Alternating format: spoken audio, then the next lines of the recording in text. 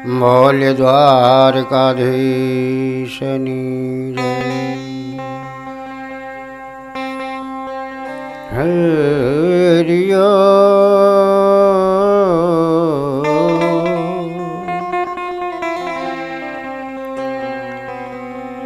સંત સપૂતને તુંબડા અને ત્રણનો છે એક સ્વભાવ,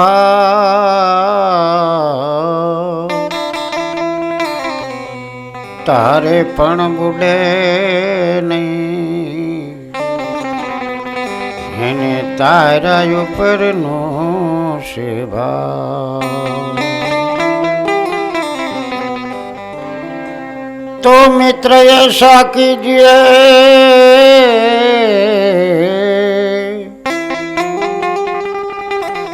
અને ઢાલ સરીખા હોય,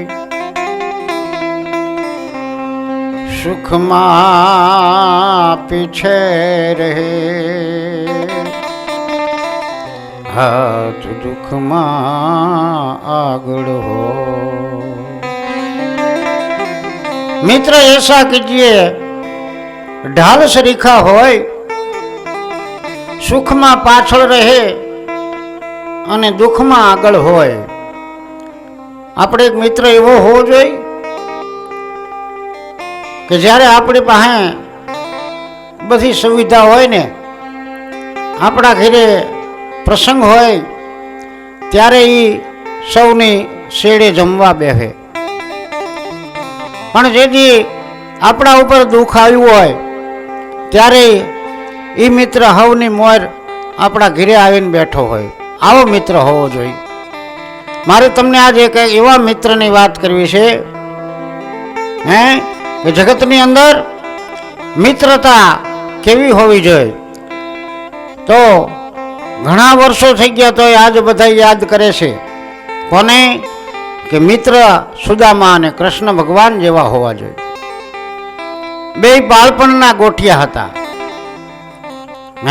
બાળપણના ગોઠિયા કે જ્યારે સાંદીપની ઋષિના આશ્રમની અંદર ભણવા બેઠેલા એવા બે બાળકો,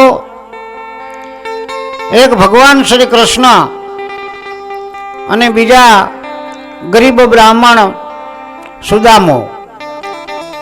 આવા બે મિત્ર એકબીજા વગર હાલે નહીં એવા બે મિત્ર હતા. એક દિવસના સમયે અષાઢ મહિનાની મેઘલી રાત જેવું હતું. વરસાદ આવવાની ફૂલ તૈયારી હતી. ત્યારે પોતાના ગુરુ માતાએ આજ્ઞા કરી કે હે કૃષ્ણ, જંગલની અંદર જઈ અને થોડાક કાષ્ટ લાકડાનો ભારો લઈ આવો, જેથી કરીને આપણે રસોઈ બનાવવામાં કામ આવે. કૃષ્ણ ભગવાન પગે લાગીને કીધું ભલે માતાજી. ગુરુ માતાની આજ્ઞા શિર ઉપર ચડાવી અને કૃષ્ણ ભગવાને સુદામાને કીધું કે હે સુદામા, આપણે બેને લાકડા લેવા જવાનું છે. કારણ કે એક વગર બીજો ન જાય, બીજા વગર ઓલો ન જાય, કૃષ્ણ વગર સુદામો ન જાય, સુદામા વગર કૃષ્ણ ન જાય. આવી બેની મિત્રતા હતી. એટલે બે જણા લાકડા કાપવાને માટે તૈયારી કરવા લાગ્યા. જેવા તૈયારી કરી છે એટલે ગુરુ માતાને મનમાં વિચાર આવ્યો કે નાના નાના છોકરાઓ લાકડા લેવા તો જાય છે, પણ કદાચ એને ભૂખ લાગે તો રસ્તા માટે કંઈક ભાતું એને આપવું. એટલે માતાજીએ બેને એક એક મુઠ્ઠી ચણા આપ્યા. હવે ચણા આપ્યા એટલે કૃષ્ણ ભગવાન તરત કીધું કે ભાઈ માતાજી, મારા ભાગના જે ચણારિયાની સુદામાને આપી દો અને મને જ્યારે ભૂખ લાગશે ત્યારે હું એની પાસેથી લઈ લઈશ. માતાજી કે ભલે બેટા. સુદામાને બે મુઠ્ઠી ચણા આપ્યા એટલે સુદામાએ પોતાની પાસે જે રાતા રૂમાલ જેવું હતું એની અંદર ગાંઠ વાળી અને બાંધી દીધા. રસ્તામાં બે હાયલા જાય છે. સારું મજાનું જંગલ આવ્યું. કૃષ્ણ ભગવાને લાકડા કાપી બે ભારા તૈયાર કરી નાખ્યા. તૈયાર કરતા કરતા વરસાદ આવવાની તૈયારી થઈ ગઈ. ઝરમર ઝરમર વરસાદ ચાલુ થયો. એટલે કૃષ્ણ ભગવાને કીધું કે આપણે એક ઝાડની ઓથે ઊભા રહી માથે ચડી જાય, કોઈ વરુ કોઈ જનાવર આપણને હેરાન ન કરે. હવે સુદામાને ઉપરની ડાળ ઉપર ચડાવ્યા અને કૃષ્ણ ભગવાન નીચેની ડાળ ઉપર રહ્યા. પણ પરિબ્રહ્મ પરમાત્માએ પોતાની માયાથી સુદામાના જઠરા અગ્નિની અંદર એટલી ભૂખ મૂકી. ત્યારે ભૂખો માણસ ટાઢો રોટલો જોતો નથી. એમ સુદામાએ ચણા ખાવાના ચાલુ કર્યા. પોતાના ભાગના તો બધા ખાઈ ગયા, પણ જે કૃષ્ણના ભાગના હતા ને એમાંથી ને ચાલુ કરી દીધા. ધીરે ધીરે બધા ચણા પૂરા થઈ રહ્યા. એટલે કૃષ્ણ ભગવાન વિચાર કરવા માંડ્યા કે હવે બધા ચણા પૂરા થઈ ગયા છે. એટલે તરત જ બોલ્યા, સુદામા હવે ઓલા ચણા રહ્યા એ કાઢો, એટલે આપણે બે ખાઈ લઈ. સુદામા તો વિચારમાં પડી ગયા કે ઓહો, ચણા તો હું બધા ખાઈ ગયો ને આને તો કૃષ્ણ ભગવાને અત્યારે માંગ્યા. કૃષ્ણ બોલો ને સુદામા, એક ચણા તો હું ખાઈ ગયો. ઓહો, મારા ભાગ નહીં ખાઈ ગયો? તો કે હા, જા તને એટલું દાળદર આવશે, દાળદર આવશે. આ દાળદર ત્યાંથી ભગવાને મૂક્યું. બેને વિદ્યા અભ્યાસ પૂરો થયો. કૃષ્ણ ભગવાન દ્વારકાનો રાજા થઈ ગયા. અને સુદામા ગરીબ બ્રાહ્મણ હતા. પોરબંદરની અંદર ભિક્ષાવૃત્તિ કરી કૃષ્ણ ભગવાનના નામ લેતા લેતા જિંદગી ગુજારે છે. પોતાને એટલા દાળદર આવ્યું કે ન પૂછો વાત. ઘરની અંદર કાંઈ ખાવા રહ્યું નહીં. ભિક્ષાવૃત્તિ આવે એની અંદરથી માંડ માંડ પૂરું થાય. પણ ભિક્ષાવૃત્તિ કરવી કેટલી? આટલું દાળદર આવતા આવતા આવતા એક દિવસ સુદામાના ધર્મપત્ની હતા. એને સુદામાને કીધું કે હે સુદામા, બોલો તમે કાયમ કયો છો કે દ્વારકાનો રાજા કૃષ્ણ રહ્યો એ મારો ભાઈબંધ છે, મારો મિત્ર છે, અમે બે ગોઠિયા છીએ. તો દ્વારકા તો આખી સોનાની છે. દ્વારકાનો રાજા કૃષ્ણ છે. તો તમે થોડીક ભિક્ષાવૃત્તિ કરવાને માટે દ્વારકામાં જઈને તમારા મિત્રને કહો કે આજ મારે ઘરની અંદર કાંઈ ખાવા પીવા નથી, હું થોડો ગરીબ છું, તો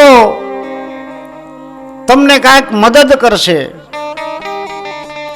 ત્યારે સુદામા કહેવા લાગ્યા કે હે ભાગ્યવાન,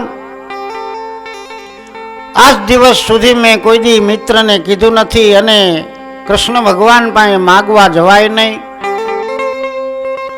અને હું માગવાનું પણ નથી. ધર્મપત્ની ધીરેથી કીધું છે પણ તમારે ક્યાં માગવું છે? તમે ત્યાં જાશો એટલે કૃષ્ણ ભગવાનને જે દેવું હોય છે દેશું. તમારે માગવાની જરૂર નથી, તો તમને દઈશે એટલે તમારે લેવાનું. સુદામો કે પણ હું જાઉં તો ખરું, પણ મારા મિત્ર પાસે મારે ખાલી હાથે જવાય નહીં. એટલે એના માટે મને કાંઈક તમારે દેવું પડે તો હું એ લઈને જાઉં.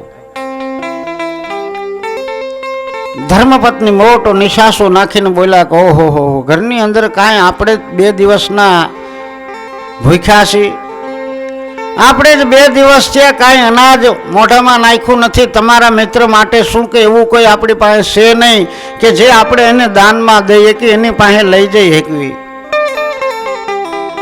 સુદામા કહેતો ખાલી હેઠે તો હું જવાનું નથી, કારણ કે દાળદર જ એટલું આવ્યું હતું. પહેરવા માટે લુગડા નથી, છોકરાઓ એમના માટા મારે છે. પોતાના ધર્મપત્નીને એક જ સાડી છે. વિચાર કર્યો. બાજુમાં પાડોશણના ઘીરે ધીરા ધીરા પગલે ગયા. અને જઈ અને સુદામાના ધર્મપત્નીએ કીધું કે હે બેન, મારા ઘરવાળા દ્વારકા ભગવાનના દર્શન કરવા માટે જાય છે, તો એને કાંઈક ધરવા માટે મારા ઘરની અંદર કોઈ વસ્તુ છે નહીં, તમારી પાસે કાંઈ થોડું ઘણું હોય તો મને આપો. મારા સ્વામીનાથ જ્યારે ઘરે પાછા આવશે ને ત્યારે હું તમને એનું બમણું પાછું દઈ જઈશ. બાજુવાળા પાડોશણે કીધું કે મારા ઘરની અંદર તો બેન કાંઈ છે જ નહીં, પણ મારા ઘરે થોડાક ચાવલ પીડા છે. ચાવલ એટલે ચોખા. એક વાટકી ભરીને ચોખા દાનમાં દીધા. સુદામાના ધર્મપત્ની થોડાક ચોખા લઈને આવ્યા એટલે સુદામાને કીધું કે આ તાંદુલ લઈને આવીશું. ભલે કાંઈ વાંધો નહીં, પણ બાંધવા શેમાં? કારણ કે કપડું નથી, થેલી નથી, આ લઈ શેમાં જવા? સુદામા પાસે પોતાના ખંભે રાખવાનો જે ખેસ હતો ને એની અંદર 7 ગાંઠો વાળી અને એ તાંદુલ બાંધ્યા. માંડ તાંદુલ બંધાણા. સુદામાના ધર્મપત્નીએ